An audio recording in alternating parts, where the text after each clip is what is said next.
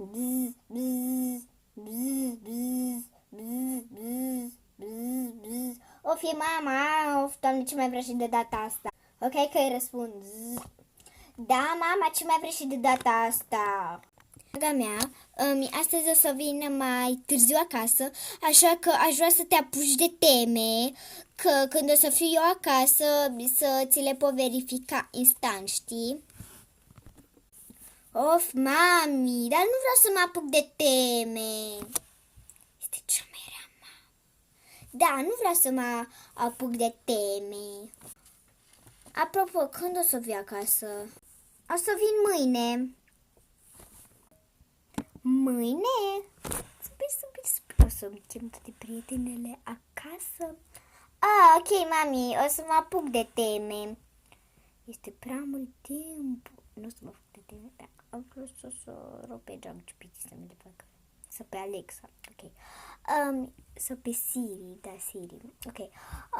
Da, mami, bine, ești cea mai bună mamă din lume.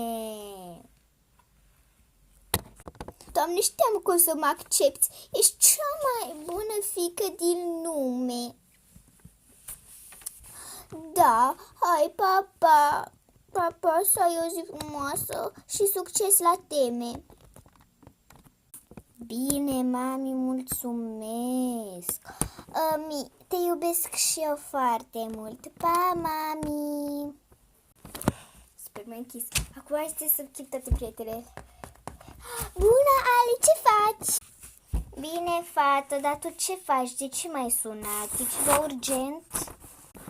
Nu, fată, doar vreau să te invit așa la o petrecere, că mama lipsește. Mâine vine. Scuze, fată, dar eu nu pot să vin la petrecere, papa.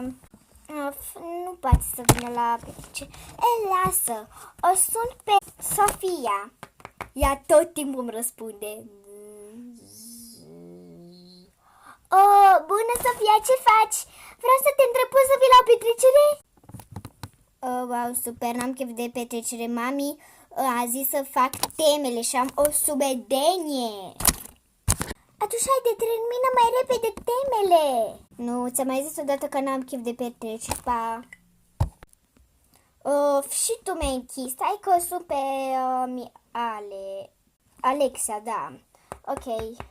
Bună. Vii la petrecere? Nu am chef de petreceri, pa. Fira.